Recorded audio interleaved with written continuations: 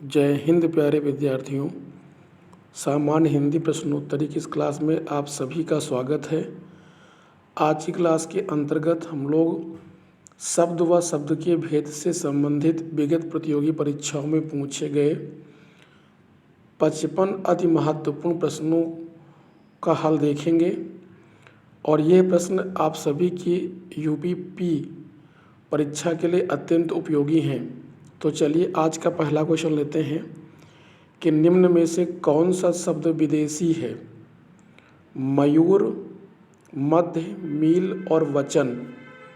इन चारों शब्दों में से मील शब्द जो था यह विदेशज भाषा का शब्द है और विदेशी भाषा में किस भाषा का है तो अंग्रेजी भाषा का शब्द है, ध्यान रखना है।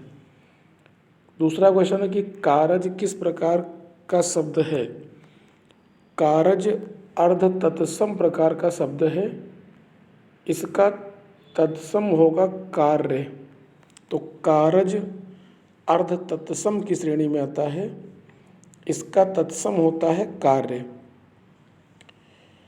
अखरोट शब्द किस विदेशी भाषा से आया है। अखरोट शब्द किस विदेशी भाषा से आया है तो अखरोट पश्तो भाषा का शब्द है। ऑप्शन नंबर सी सही होगा इसका। क्वेश्चन नंबर 4 है कि ध्वनि के अनुकरण के आधार पर जो शब्द निर्मित हो गए हैं और जिनकी व्युत्पत्ति अज्ञात है, ऐसे शब्दों को कहा जाता है प्राकृत शब्द, विदेशज शब्द, देशज शब्द या तत्सम शब्द। ऐसे शब्दों को देशज शब्द कहा जाता है, देशी शब्द कहते हैं। ये स्थान विशेष के संपर्क में आने से आम बोलचाल की भाषा में प्रयुक्त होने लगते हैं। क्वेश्चन नंबर 5 है कि निम्नलिखित में से कौन सा शब्द विदेशी भाषा का शब्द नहीं है। कमेटी, कमर, कान और कमरा। इन चारों शब्दों में कान शब्द जो था ये देशज शब्द है, जबकि कमेटी अंग्रेजी भाषा का शब्द है। कमर और कमरा ये दोनों पुर्तगाली भाषा के शब्द हैं। अगला क्वेश्चन है कि निम्न में से कौन सा शब्द देशज है। घोड़ा, कटोरा, गोबर या हल्दी। तो कौन सा शब्द देशज है तो इसमें एक शब्द था कटोरा। कटोरा, कटोरी आदि शब्द देशज भाषा के शब्द होते हैं। किस भाषा के शब्द होंगे ये? देशज भाषा के शब्द होते हैं। अगला क्वेश्चन है कि तो यहाँ पर था कटोरा किस भाषा का शब्द है तो कटोरा देशज भाषा का शब्द है, ध्यान रखिएगा। कटोरा, कटोरी आदि शब्द सभी देशज भाषा के शब्द होते हैं। अगला प्रश्न है कि निम्न में से कौन सा शब्द विदेशी है। मयूर, वचन, टिकट और मध्य। इसमें टिकट जो शब्द है ये विदेशज भाषा का शब्द है। टिकट मूल रूप से अंग्रेजी भाषा का शब्द है। निम्नलिखित शब्दों में से विदेशी शब्द को पहचानिए। आश्चर्य, छाता, अचल और ग्लास। इन चारों शब्दों में कौन सा शब्द विदेशी भाषा का शब्द है। विदेशज भाषा का शब्द कौन सा है ये बताना पड़ेगा आपको। तो इसमें जो ग्लास शब्द था ये विदेशज भाषा का शब्द है, क्योंकि ग्लास अंग्रेजी भाषा का शब्द होता है। निम्नलिखित में से कौन सा शब्द विदेशज है। तेंदुआ, नव, रिक्शा और जूता। इसमें रिक्शा शब्द जो है ये विदेशज भाषा का शब्द है, क्योंकि रिक्शा शब्द जापानी भाषा का शब्द है। निम्न में से योग रूढ़ शब्द कौन सा होगा। जलज शब्द योग रूढ़ है। योग रूढ़ उन शब्दों को बोलते हैं जो शब्द ऐसे दो शब्दों से मिलके बने हों जो अपना अर्थ न बताकर तीसरे अर्थ की ओर संकेत करें। ऐसे शब्दों को योग रूढ़ शब्द कहा जाता है। ध्यान रखें, जितने भी बहुब्रीहि समास के उदाहरण होते हैं सभी योग रूढ़ शब्द के उदाहरण होते हैं। क्वेश्चन नंबर 11 देख लेते हैं। उत्पत्ति के आधार पर शब्दों के 4 भेद किए गए हैं। निम्नलिखित में से कौन सा भेद गलत है? तद्भव, तत्सम, विदेशज और यौगिक। तो इसमें जो यौगिक शब्द है यह गलत है, क्योंकि यौगिक शब्द जो होता है वो व्युत्पत्ति, रचना और बनावट के आधार पर आता है, ना कि उत्पत्ति के आधार पर। उत्पत्ति के आधार पर शब्द के केवल 4 भेद होते हैं: तत्सम, तद्भव, देशज और विदेशज।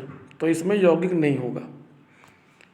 गमला और आल्पीन, गमला और आल्पीन किस भाषा के शब्द हैं? तो ये दोनों शब्द पुर्तगाली भाषा के शब्द हैं। गमला और आल्पीन शब्द पुर्तगाली भाषा के शब्द हैं। अलमारी किस विदेशी भाषा का शब्द है? अलमारी किस विदेशी भाषा का शब्द है? तो ये पुर्तगाली भाषा का शब्द है। अलमारी पुर्तगाली भाषा का शब्द है। निम्नलिखित में से कौन सा शब्द देशज है? धड़ाम, लाश, औरत और पतलून। तो इसमें चूंकि देशज बताना है तो धड़ाम शब्द कैसा है? देशज शब्द है। संकर शब्द किसे कहते हैं? ग्रामीण भाषा का शब्द संकर शब्द होता है, या संस्कृत भाषा का शब्द संकर होगा, ग्रामीण व संस्कृत भाषा के कुछ विशेष शब्द, या 2 भाषा के शब्दों से मिलकर बना शब्द। तो 2 भाषा से मिलकर बने शब्द को संकर शब्द कहा जाता है। इस प्रश्न का सही उत्तर होगा ऑप्शन नंबर डी। 2 भाषाओं के शब्दों से मिलकर बने हुए 2 भाषा के शब्दों से बने शब्दों को संकर शब्द कहा जाता है। निम्नलिखित में से यौगिक शब्द चुनिए। पील, चक्रपाण, दूध वाला और नयन। यहाँ पर पूछा गया है आप लोगों से योग रूढ़ शब्द कौन सा होगा। तो अभी पिछले क्वेश्चन में हमने चर्चा किया है कि जितने भी बहुब्रीहि समास के उदाहरण होते हैं वो सभी यौगिक शब्द होते हैं। तो यहाँ चक्रपाण शब्द जो था ये बहुब्रीहि समास का उदाहरण होगा, अर्थात यहाँ पर योग रूढ़ शब्द होगा ये। दूध वाला शब्द कैसा है? तो दूध वाला शब्द यौगिक शब्द है, जबकि पील शब्द और नयन शब्द कैसे थे?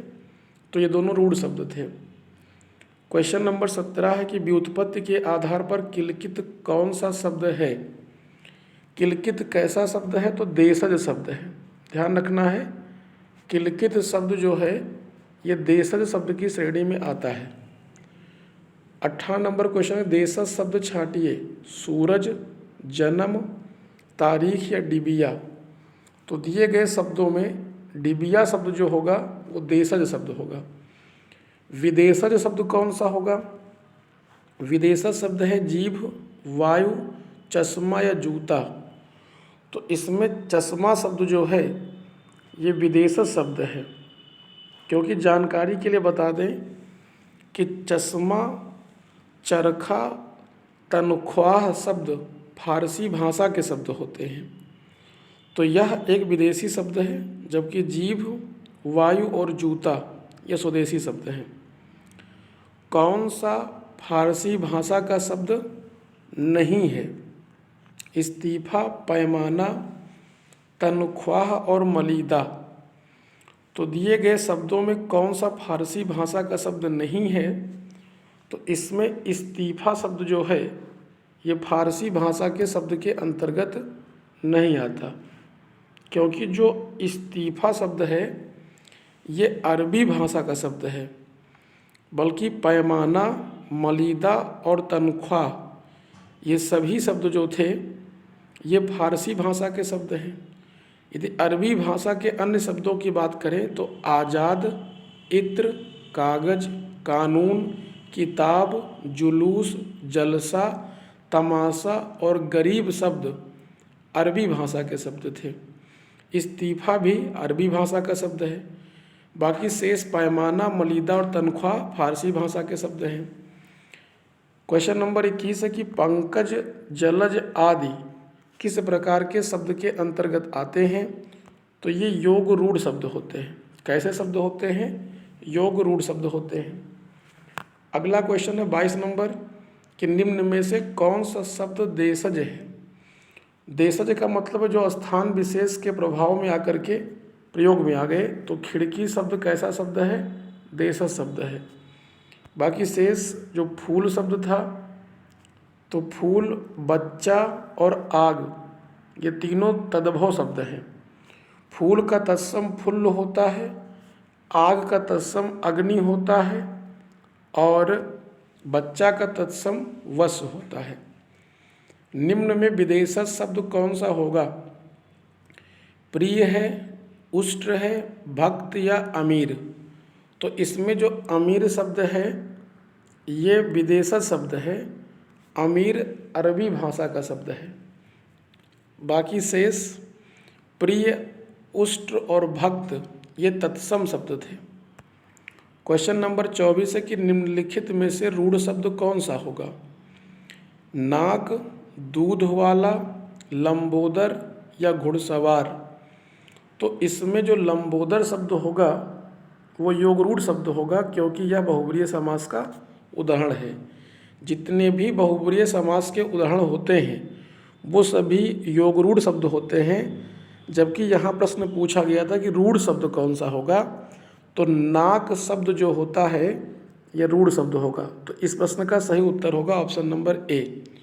लंबोदर शब्द की बात करें तो यौगिक शब्द है ये, और दूध वाला शब्द और घुड़सवार शब्द ये दोनों यौगिक शब्द के उदाहरण थे यहाँ पर। क्वेश्चन नंबर 25 है कि निम्नलिखित शब्दों में विदेशज शब्द को पहचानिए। आलमारी, चबूतरा, अचरज और निद्रा। तो इसमें जो आलमारी शब्द था, आलमारी जो शब्द था ये पुर्तगाली भाषा का शब्द होगा।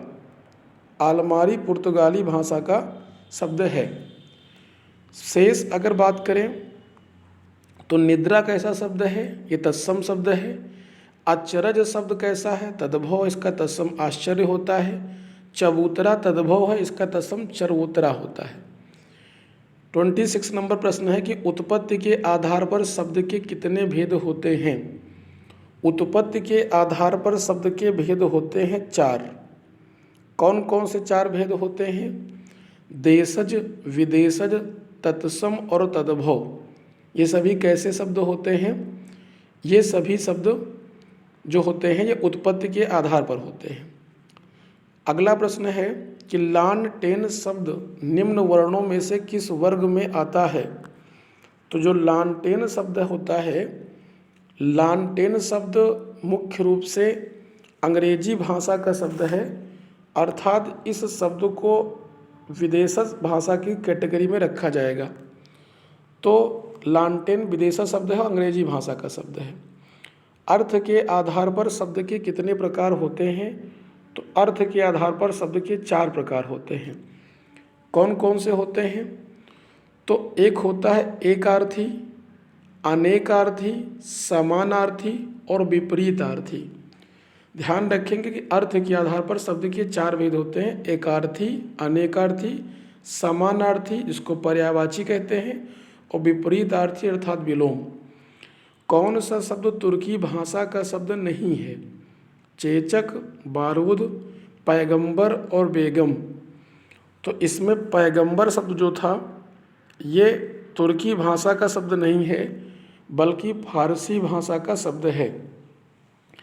पैगंबर शब्द का अर्थ होता है पैगाम देने वाला। यदि चेचक की बात करें तो चेचक, बारूद, बेगम, कुली, दरोगा और बावर्ची ये सभी शब्द तुर्की भाषा के शब्द हैं। बल्कि पैगंबर किस भाषा का शब्द था? तो ये फारसी भाषा का शब्द है। क्वेश्चन नंबर 30 है कि निम्नलिखित में रूढ़ शब्द कौन सा है? वाचनालय है, समतल है, विद्यालय या पशु। तो इसमें अगर बात करें रूढ़ शब्द की तो पशु शब्द कैसा शब्द है? रूढ़ शब्द है। रूढ़ शब्द ऐसे शब्द होते हैं जिनके सार्थक खंड नहीं हो सकते। जैसे पशु का सार्थक खंड नहीं हो सकता। विद्यालय का हो सकता है विद्याधन आलय, वाचनालय का वाचन धन आलय, और समतल में सम और तल दो शब्द थे।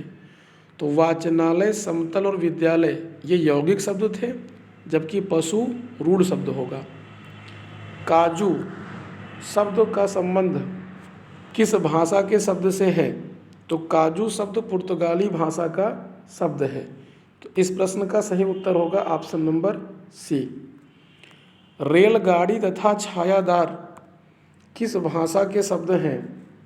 रेलगाड़ी और छायादार जो शब्द हैं ये कैसे शब्द हैं? तो संकर शब्द हैं। रेलगाड़ी और छायादार संकर शब्द हैं क्योंकि ये दो भाषाओं के शब्दों से मिलके बने हैं। रेलगाड़ी में रेल अंग्रेजी भाषा का शब्द है, जबकि गाड़ी हिंदी भाषा का शब्द है। अर्थात रेलगाड़ी कैसा शब्द है? तो यह एक संकर शब्द है। छायादार में छाया संस्कृत भाषा का शब्द है और दार फारसी भाषा का शब्द है। तो छायादार एक प्रकार से संकर शब्द की कैटेगरी में आ गया। प्रयोग के आधार पर शब्द के कितने भेद होते हैं? प्रयोग के आधार पर शब्द के भेद होते हैं दो। कौन कौन से होते हैं? एक होता है विकारी और दूसरा होता है अविकारी। विकारी मतलब जिसके ऐसे शब्द होते हैं जो लिंग वचन कारक के अनुरूप बदल जाते हैं, उनको विकारी शब्द कहते हैं। विकारी शब्द भी 4 प्रकार के होते हैं। कौन कौन से होते हैं? संज्ञा, सर्वनाम, क्रिया और विशेषण। दूसरा होता है अविकारी या अव्यय शब्द, अर्थात हिंदी में ऐसे शब्द जो लिंग वचन कारक और काल के अनुरूप नहीं बदलते, वो अविकारी शब्द कहलाते हैं। और अविकारी शब्द भी 4 प्रकार के होते हैं। क्रिया विशेषण, संबंध बोधक, समुच्चय बोधक और विस्मयादि बोधक। तो ध्यान रखिएगा, प्रयोग के आधार पर शब्द के 2 भेद होते हैं, विकारी और अविकारी। अविकारी को अव्यय भी कहते हैं और अव्यय को अंग्रेजी में इनडिक्लाइनेबल्स कहा जाता है। क्वेश्चन नंबर 34 है कि छायादार शब्द किसका उदाहरण है? छायादार शब्द अभी बताया हमने आपको संकर शब्द है, क्योंकि छायादार में जो छाया शब्द था यह मुख्य रूप से संस्कृत भाषा का शब्द और दार फारसी भाषा का शब्द था। इन 2 शब्दों से मिलकर बना है, ये संकर शब्द हो जाएगा। क्वेश्चन नंबर 35 है कि निम्नलिखित में विकारी शब्द कौन सा होगा? तो ध्यान रखें, लड़का शब्द जो है ये संज्ञा है, और कैसी संज्ञा है? यहाँ पर जातिवाचक संज्ञा है, इसलिए लड़का शब्द कैसा होगा? विकारी शब्द होगा। बाकी जो इधर, परंतु और आज लिखा था ये अविकारी शब्द या अव्यय हो जाएंगे। क्वेश्चन नंबर 36 है कौन तुर्की शब्द नहीं है? कौन सा शब्द तुर्की भाषा का शब्द नहीं है? डेरा, दरोगा, बावर्ची या बेगम। तो इन चारों शब्दों में से जो डेरा शब्द था यह तुर्की भाषा का शब्द नहीं है। बाकी दरोगा, बेगम और बावर्ची ये सभी शब्द तुर्की भाषा के थे। डेरा मुख्य रूप से पंजाबी भाषा का प्रयुक्त होने वाला एक शब्द होता है। यदि बात करें अगले प्रश्न की, तो निम्नलिखित में से रूढ़ शब्द कौन सा है? जलज, कमल, विद्यालय और पंकज। दिए गए शब्दों में से रूढ़ शब्द बताना है, तो जो कमल शब्द होता है यह रूढ़ शब्द है। बाकी जलज और पंकज योग रूढ़ हैं, जबकि विद्यालय की बात करें तो यौगिक शब्द की कैटेगरी में आता है ये। स्वतंत्र सत्ता धारण न करने वाले शब्द क्या कहलाते हैं? स्वतंत्र सत्ता धारण न करने वाले शब्द क्या कहलाते हैं? तो ये यौगिक शब्द कहलाते हैं। इस प्रश्न का सही उत्तर होगा ऑप्शन नंबर बी। क्वेश्चन है कि निम्नलिखित में से संकर शब्द कौन सा है? आतिशबाजी, नारिकेल, चुगलखोर या लफंगा। चुगलखोर शब्द जो है ये संकर शब्द की कैटेगरी में आता है। चारपाई शब्द है। चारपाई कैसा शब्द है? तो चारपाई अर्थ तत्व है, रूढ़ है, यौगिक है या योग रूढ़ शब्द है। तो चारपाई शब्द यौगिक शब्द है, इसमें चार और पैर दो शब्द थे, इसलिए कैसा शब्द होगा? योग रूढ़ होगा। सॉरी, यहाँ पर चारपाई ध्यान दीजिएगा, यौगिक शब्द नहीं है बल्कि ये योग रूढ़ शब्द है, क्योंकि चार पाई मतलब चार पैर हैं जिसके, अर्थात चारपाई या खटिया। यहाँ चारपाई शब्द खटिया के लिए प्रयुक्त हुआ है। चार पैर हैं जिसके मतलब दो शब्द मिलके तीसरे अर्थ की ओर संकेत कर रहे हैं। समास पूछते तो बहुब्रीय और शब्द पूछा गया तो इसलिए यहाँ पर योग रूढ़ शब्द होगा, आप लोग ध्यान रखिएगा। अगला प्रश्न हो गया कि लीची किस भाषा का शब्द है। अगर पूछे कि लीची किस भाषा का शब्द है तो उर्दू है, हिंदी है, चीनी है या संस्कृत है। तो लीची चीनी भाषा का शब्द होता है। क्वेश्चन नंबर 42 लिखा है कि निम्न में से कौन सा शब्द तुर्की भाषा का शब्द है। चाय चीनी भाषा का शब्द है, रिक्शा जापानी भाषा का शब्द है, कमरा पुर्तगाली भाषा का शब्द है, जबकि कैंची की बात करें तो ये तुर्की भाषा का शब्द है। दशानन किस प्रकार का शब्द है। तो दशानन का समास, शब्द का समास विग्रह करेंगे तो दस हैं आनन जिसके, अर्थात रावण, और रावण का मतलब बहुब्रीय समास होगा। और भी बताइए कि जितने भी बहुब्रीय समास के उदाहरण होते हैं वो सभी योग रूढ़ शब्द होते हैं, या कह सकते हैं कि जितने भी योग रूढ़ शब्द होते हैं वो बहुब्रीय समास के ही उदाहरण होते हैं। क्वेश्चन नंबर 44 है कि पाकशाला किस प्रकार का शब्द है। पाकशाला मुख्य रूप से दो शब्दों से मिलकर बना था, पहली पाक और दूसरी शाला, तो इसलिए ये कैसा शब्द होगा? यौगिक शब्द है। कमल किस प्रकार का शब्द है। कमल किस प्रकार का शब्द है। तो कमल रूढ़ शब्द की कैटेगरी में आता है। अगला प्रश्न है 46 है कि लोटा शब्द कैसा शब्द होगा। लोटा शब्द कैसा शब्द है। तत्सम है, तद्भव है, देशज है या विदेशज है। तो जो लोटा शब्द है ये देशज शब्द की श्रेणी में आता है। लोटा शब्द देशज शब्द होगा। मगही शब्द कैसा शब्द होगा। मगही मगध से बना है और मगही एक प्रकार से तद्भव शब्द है। कैसा शब्द है? तद्भव। मगही मगध से बना है तो मगही तद्भव शब्द है। रेलगाड़ी शब्द कैसा शब्द है। पीछे चर्चा कर चुके हैं कि रेलगाड़ी, छायादार और चुगलखोर ये सभी संकर शब्द हैं। रेल अंग्रेजी भाषा का शब्द है और गाड़ी हिंदी भाषा का शब्द है। दो भाषाओं से मिलकर बने शब्दों को संकर शब्द कहते हैं। चाय किस भाषा का शब्द है। तो चाय चीनी भाषा का शब्द होता है, ध्यान रखना है। अगला प्रश्न है, चाय चीनी भाषा का शब्द है। वकील किस भाषा का शब्द है। फारसी का है, अरबी का है, तुर्की या पुर्तगाली। तो वकील शब्द अरबी भाषा का शब्द होता है, ध्यान रखना है।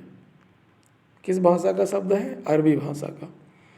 कौन सा शब्द देशज शब्द नहीं है। ढिबरी, पगड़ी, ढोर और पुष्कर। तो पुष्कर शब्द जो था ये देशज शब्द नहीं है। पुष्कर तत्सम शब्द है, इसका तद्भव होता है पोखर। क्वेश्चन नंबर 52 है, जिस शब्द के कई सार्थक खंड हो सके उन्हें क्या कहते हैं। जिस शब्द के कई सार्थक खंड हो सके उन्हें यौगिक शब्द कहते हैं, और जिनके सार्थक खंड ना हो सके उन्हें रूढ़ शब्द कहेंगे। अगला प्रश्न है 53 कि योग रूढ़ शब्द कौन सा है। पीला, घुड़सवार, लंबोदर या नाक। योग रूढ़ शब्द का उदाहरण है लंबोदर, क्योंकि ये बहुब्रीय समास का उदाहरण है। इसका समास विग्रह होता है लंबा है उदर जिसका, अर्थात गणेश जी। तो लंबोदर गणेश जी के लिए प्रयुक्त होने वाला शब्द था। अगला क्वेश्चन है कि यौगिक शब्द कौन सा शब्द है। पंकज योग रूढ़ शब्द है, पाठशाला शब्द यौगिक शब्द है, जबकि दिन शब्द कैसा था, तो ये तत्सम शब्द है, दिन का तद्भव होता है दिवस। और जलज शब्द कैसा है, योगरूढ़ शब्द है। आज की क्लास का अंतिम प्रश्न है कि प्रयोग की दृष्टि से सूक्ष्म अंतर व्यक्त करने वाले शब्द क्या कहलाते हैं। प्रयोग की दृष्टि से सूक्ष्म अंतर व्यक्त करने वाले शब्द समानार्थक शब्द कहलाते हैं। क्या कहलाते हैं, समानार्थक शब्द कहलाते हैं। आज की क्लास को यहीं तक रखते हैं। धन्यवाद।